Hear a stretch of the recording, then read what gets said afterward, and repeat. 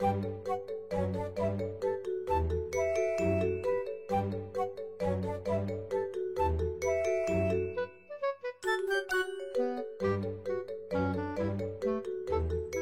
vous le savez, c'est l'attraction lunaire qui influence les marées.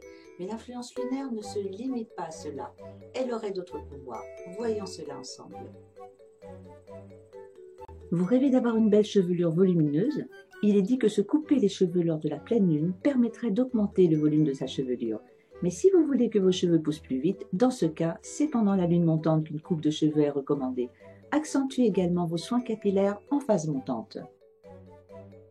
Si vous avez la chance d'avoir un petit coin de jardin, profitez du premier quartier de la lune pour effectuer vos plantations. La croissance en sera favorisée.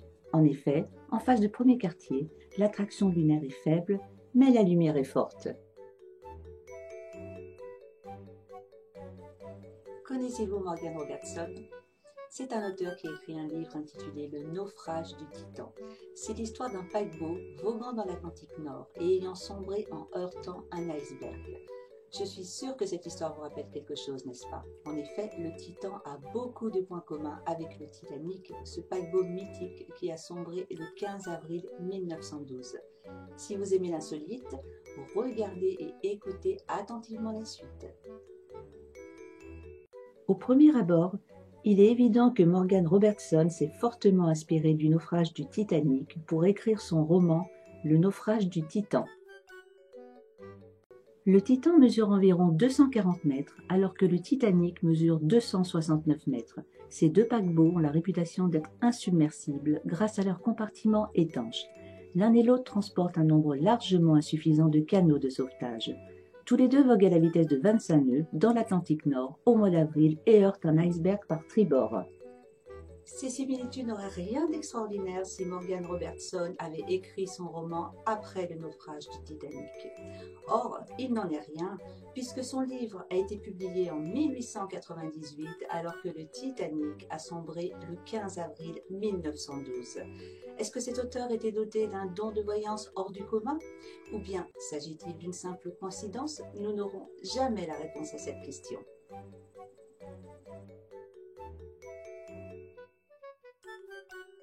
Les fans de Johnny ont de quoi se réjouir.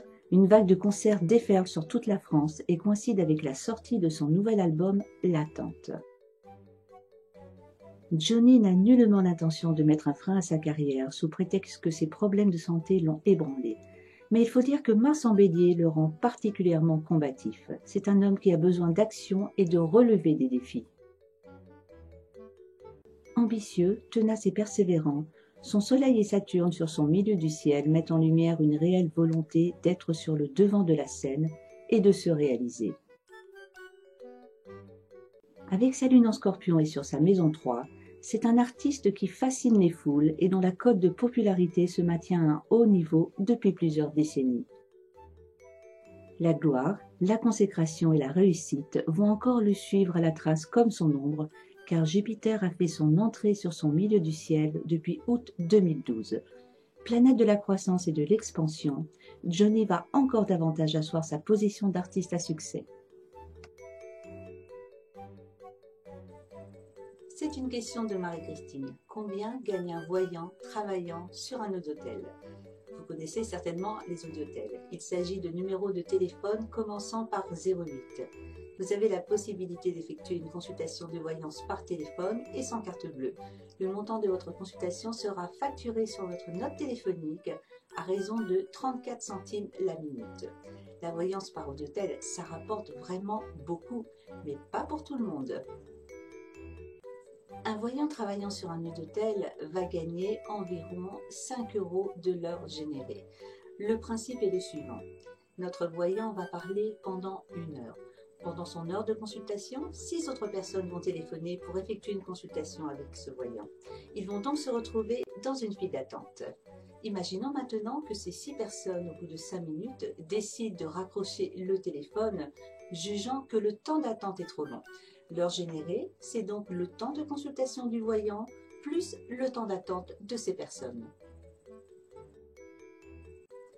Dans notre exemple, notre voyant a parlé 1 heure et va donc s'ajouter à cela 30 minutes correspondant au temps d'attente des personnes qui se trouvaient dans sa file d'attente. Pour 1 heure de travail, notre voyant a donc gagné 7,50 €. Mais sachez qu'un voyant est un travailleur indépendant assujetti à certaines charges sociales et celles-ci seront bien évidemment déduites de son chiffre d'affaires. Pour répondre à votre question, un voyant travaillant sur un nœud d'hôtel va donc gagner environ entre 4 à 5 € de l'heure, charge déduite. Certes, plus notre voyant va travailler, plus le nombre de personnes dans sa file d'attente sera important et plus ces personnes resteront longtemps en ligne et plus il gagnera d'argent, bien évidemment. Mais dans la réalité, il atteindra difficilement le taux horaire du SMIC. Si vous aussi, comme Marie-Christine, vous souhaitez poser une question, rendez-vous sur www.astroplus.fr, cliquez dans l'onglet Contact pour m'envoyer un mail, dans le champ Objet indiqué Questions-réponses et posez votre question. Celle-ci sera peut-être sélectionnée pour un prochain Astro News. À bientôt.